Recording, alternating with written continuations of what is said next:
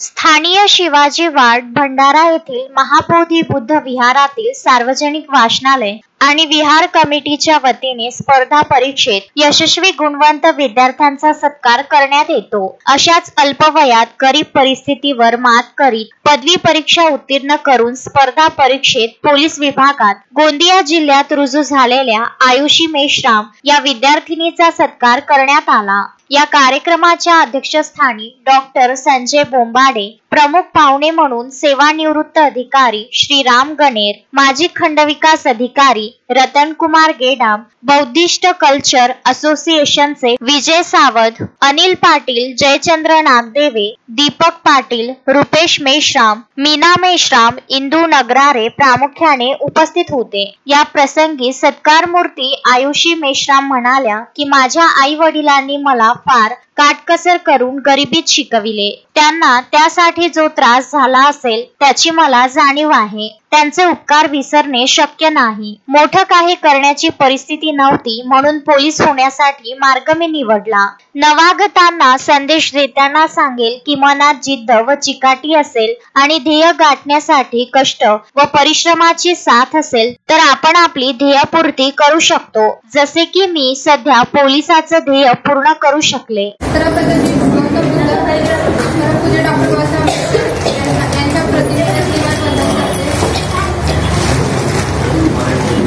अभ्यास म्हटलं तर आपल्याला एकाग्रपणे अभ्यास करायला पाहिजे। आम्ही लायब्ररीमध्ये येऊन अभ्यास केली, ग्राउंड करायला सुद्धा खूप मेहनत लागते आणि ग्राउंड वगैरे माझा थोडा ठीक होता आधीपासून, पण अभ्यास माझा खूप वीक होता। मग मी क्लास लावले, लायब्ररी जॉईन केली आणि जसे जसे दिवस जवळ येत गेले माझ्या घरी खूप सारे प्रोग्राम होत होते आणि पण तरी मी त्या प्रोग्रामला अटेंड नाही केली। आधी मला जॉबवर लागायचं होतं, अभ्यास करायचं होतं, म्हणून मी जास्त प्रोग्राम सुद्धा अटेंड केले नाही आणि बस काय नाही, लायब्ररीमध्ये अभ्यास करा, एकाग्रपणे अभ्यास करा, पहाटे उठून जाऊन सगळं अभ्यास, रात्री 3-3 वाजतापर्यंत मी अभ्यास करत होती आणि सकाळी उठून जाऊन करत होती। माझी जिद्द होती की मला पोलीस व्हायचं होतं आणि मी झाले। माझं स्वप्न होतं लहानपणीपासून की मला पोलीस व्हायचे आहे आणि माझं स्वप्न चांगल्याने अभ्यास करा आणि मेहनत करा, मेहनतीशिवाय काही नाही। या प्रसंगी प्रमुख अतिथी श्रीराम गणेर म्हणाले की स्पर्धेच्या युगात प्रत्येक विद्यार्थ्याने रेसमध्ये असणे गरजेचे आहे। अपयश आले तरी निराश होऊ नये, पुन्हा जोमाने रेसमध्ये धावले तर तुमचे भविष्यात उज्ज्वल होईल। माजी खंडविकास अधिकारी रतन कुमार गेडाम म्हणाले की स्पर्धा परीक्षेसाठी सातत्याने अभ्यास करण्याची गरज आहे। पूर्वी राज्याचा मुलगा म्हणून निवड व्हायची, आता स्पर्धेतून पंचतत्वाचं पालन करून स्थिर मनाने स्पर्धा जिंकली पाहिजे असे प्रतिपादन केले। या कार्यक्रमाचे संचालन कविता पाटील यांनी तर जयश्री जुमनाईक यांनी सर्वांचे आभार मानले।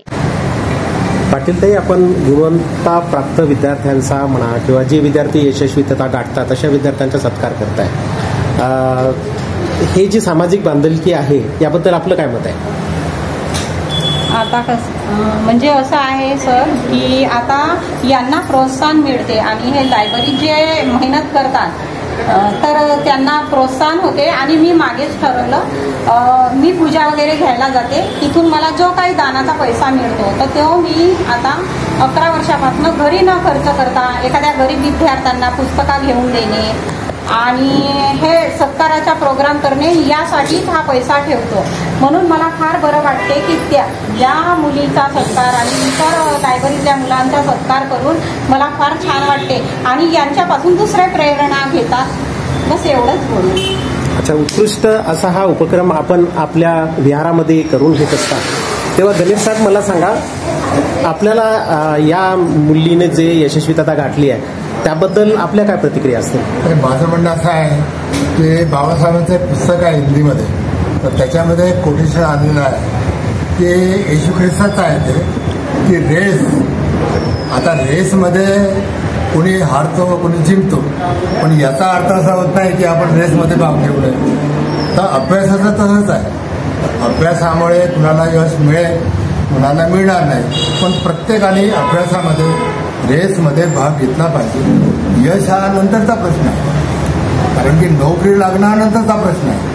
परंतु जो अभ्यासू आहे, ज्याने विद्या प्राप्त केलेली आहे, तर त्याला नोकरी न लागताही आयुष्यामध्ये यश मिळू शकते. म्हणून प्रत्येकाने अभ्यास करावा, स्पर्धा परीक्षेमध्ये भाग घ्यावा आणि रेसमध्ये सातत्यानं राहावं. हीच गोष्ट मला सांगितली. गेडाल साहेब, आपण अग्रगण्यांना आंबेडकरी चळवळीमध्ये सक्रिय असता, अशा विद्यार्थ्यांना पुढे आणल्यानंतर आपले अनुभव काय?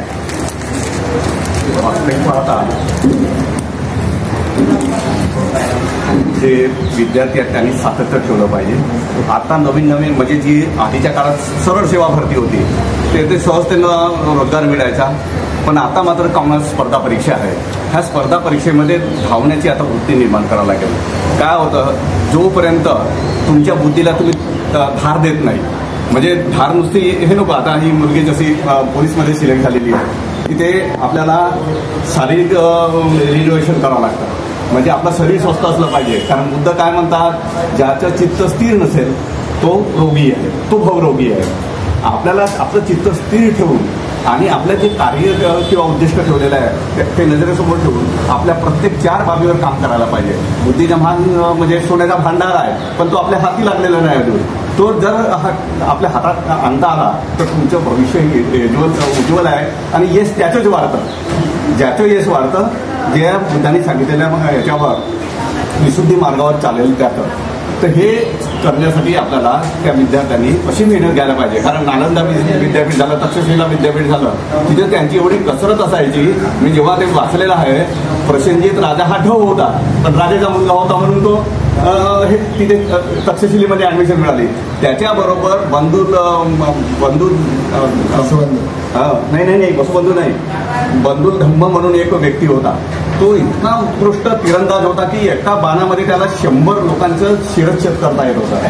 त्यांनी प्रसिद्धीने हेच पाहिलं, हा माणूस माझा सेनापती झाला तर मला राज्य जिंकते किंवा माझा देश एकदम हे ठेवू नये, त्याला राखणे हे सहज सोपं होईल. तर ह्या गोष्टी हुडकाव्या. कारण प्रत्येकाने जर अशा प्रकारचं स्पेअरिंग केलं तर तो माणूस कधीही यशापासून वंचित राहू शकत नाही.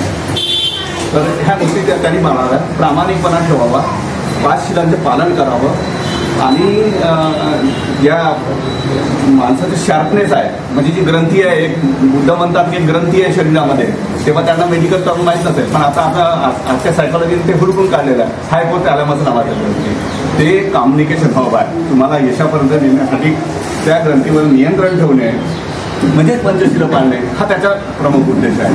तर हा त्यांनी अंगीकृत करावा, अभ्यास करावा सातत्याने, असं मी म्हणेन. प्रवीण भोंदे, विदर्भ न्यूज, भंडारा.